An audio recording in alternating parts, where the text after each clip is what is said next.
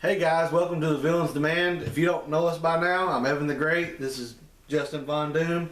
Today we're going to do a movie review. Today we're doing Terminator Genisys, the new movie in the Terminator franchise. So is it a new franchise, or is it still part of the old franchise? The hell with time travel. Time travel gives us a headache.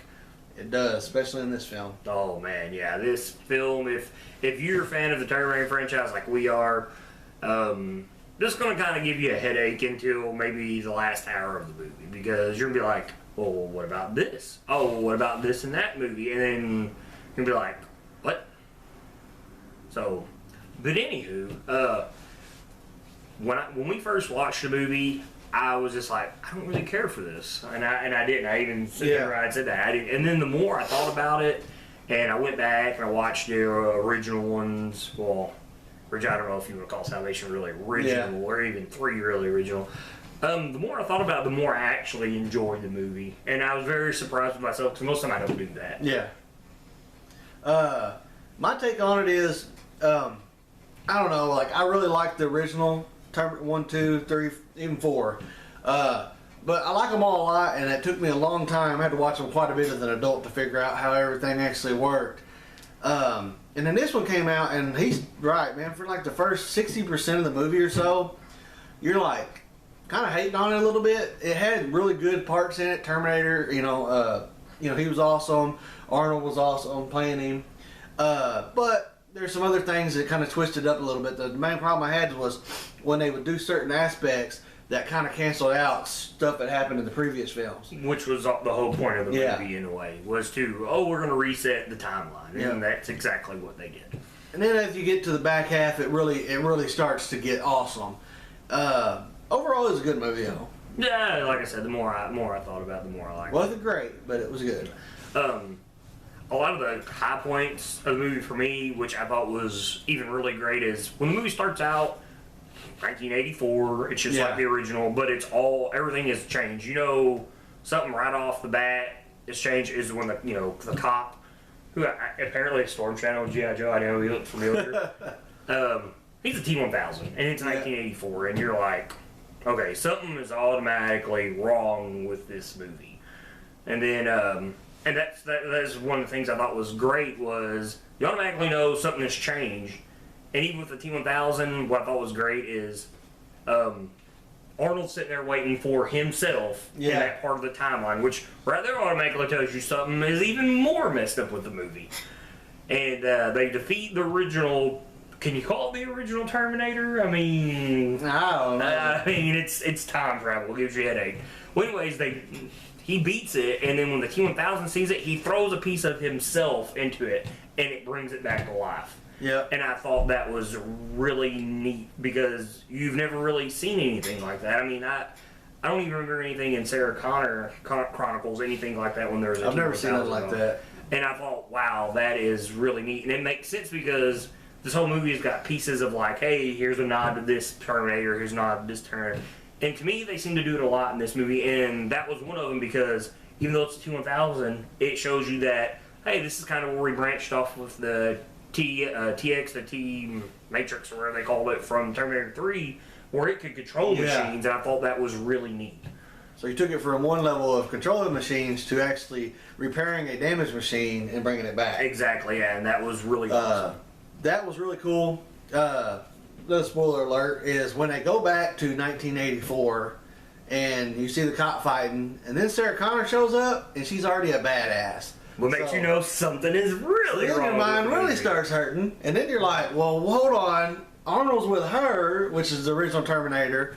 Is it the original Terminator? Is it the original? And who sent them back? But apparently they came back and they know this is going to happen, so they prepared this whole trap pit to fight the T-1000. And whenever they pull the acid, they pull the acid on him, and it takes a long time before you figure out what's going on. And I don't know, any of you Who fans out there? Yeah, Matt Smith's time travel Doctor Who is actually part of the movie. He's a villain. Is he a villain? Is Skynet really wrong? I don't know. Genisys. Yeah, Genisys, because apparently there's no more Skynet is what we're taking it as. He's now Genisys. Because I remember when I seen him, I was like, is that Matt Smith in the background? He's in another show about time travel. So I'm guessing maybe, I don't know, like when they send Kyle Reese back is whenever you find out Matt Smith's the villain because he goes to kill John Connor, and then they go back to 1984, and then you got the so maybe somebody's seen that happen and they sent Arnold them back even further. I don't know. Yeah, it's something that's really not been told yet. Like we said, time travel is a complete headache. But with Matt Smith, you get the new Terminator, who is almost like the digital Terminator for our time, which, you know, I guess makes sense because as things change, it's almost like the villain in the franchise has changed. And I really liked that Terminator. I thought it was cool where he's sitting there fighting Arnold at the end of the movie, and he's almost like digitizing through him, and it hurts him. I thought that was really cool.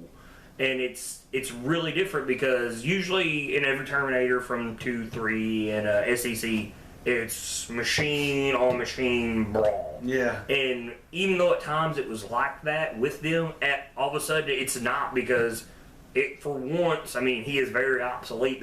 That John Connor, spoiler alert, which of course the videos are full of, is this Terminator, and it is just like ripping him a new one. Oh yeah. And it literally comes to the point, well, he gets rid of him for once. Arnold dies, if you want to call it that, and he's done. And well, you think that, and then at the end he's a T-1000 because he gets thrown in liquid metal, and he threw him in there, and I'm like, they just said that it needed a CPU chip in. Yeah. What do you know? He's got a CPU. So basically, we have John Connor, who is now part of Genisys Skynet. He is manufacturing the stuff to make T-1000s, it looks like, but they don't have the chip. And then Arnold falls in, it becomes a T-1000. Yeah, and it's funny because, you know, they're like, oh, we destroyed Skynet. Yeah. Then why did Arnold just walk through the door? Yeah. I mean, honestly, if Skynet's destroyed, he should have shut down. He should have never saved them. Sarah and Kyle should have died. There had been no John Connor. The future is saved, but no. But I liked the Mother of Dragons playing Sarah Connor. I don't know. Yeah, I thought she made a really good young Sarah Connor. She did pretty good playing her. Of course, Arnold did a great job. I don't like that guy playing Kyle Reese. I don't know what I don't. He's very baby faced, and Kyle Reese should have been roughed up looking. He's too like athletic, kind of built looking. Yeah, and like Kyle Reese to me is this little shrug that had to become a man, you know. Yeah, exactly. I mean, not well built, guy, abs of steel looking guy. You don't believe it? Go back and watch the original film. He's just this little guy with a green coat running around and that knows his shit. Yeah, he's not this athletic built guy. Yeah. But some of my favorite parts, and definitely Arnold's one-liners and the action scenes were amazing. Yes. Yeah. The grin. The grin. Everybody take pictures like that because that would be great. Make sure you got the classic Terminator shades on. Hey, even take pictures like that. Send it to our page. Yeah, we'll post do something. We'll make a collage. But man, overall, like I said, it was good, but it has a lot of twisters, and it almost makes it a whole movie by itself. And it does, like we said, you know, it creates an alternate timeline, which people are like, oh, they rebooted the franchise. No, it's time travel. You never can reboot a franchise with time travel. They even tell you, you know, well, we've created an alternate timeline, or they altered the time regardless. I mean, like I said, it's Terminator, it's time travel. You cannot reboot it. And one thing they, like, even with time travel, which they took from Sarah Connor Chronicles, they jump forward in time. Yeah. In this movie, which you see that at the beginning of that show. I thought, oh God, they're really going to screw with crap now, and they didn't really did. They just wanted to set it in a modern time, so they can retell a story and maybe a different side. It's just like reading a comic book where you read like an else world or an alternate world, you know. And once I thought about it like that, that's when I realized that I really liked the movie. What I would really like to see is somebody to write a comic series on all the adventures Arnold had during the time when he had to wait for them in 2017. Yeah, or even he finds out so much stuff. He works as a manufacturer for the building they built that they make the T-1000. Yeah. He knows all that crap. Yeah, which was really really cool. And you could even go back further and do one with where he takes Sarah Connor off the dock when she's a child. I mean, there's a gap right there to fill. And that's what and the more you think about it, if you watch Sarah Connor Chronicles, they take a lot of stuff out of there because there's even a part in that show where there's a Terminator that goes really, I think it's like the 1930s. It's like the time of Prohibition. And like he seals himself in a wall of a building, you know, and he's supposed to be activated at a certain time. Yep. You know, so it's almost like the movie took a lot of aspects from that show and used them from time to time. But if you're if you're a Terminator fan, you probably like it. But if you're not a Terminator fan, I would suggest watching all the films and also throw in Sarah Chronicles. Throw it in there. A show that was cut off way too soon. It was. It has 2 seasons. It's brilliant. Just throw it in the mix because when you watch them all together, it's still pretty good. You'll have a good time. Like you said, it doesn't reset nothing. Now, as for theories, there's a lot of theories that's come from the movie. If you don't know, there is a end credit scene where there's the little hologram of Genisys and the ball that's glowing red, which obviously would be Skynet, and people were talking about that, but we've had some theories of our own, and we talked about them, and what you had just was really, really great. What? The Sarah one? Yeah, well, no, it was about the John Connor one, there, where they kill him, supposedly, when Kyle's going back. You remember talking about that? Let me think.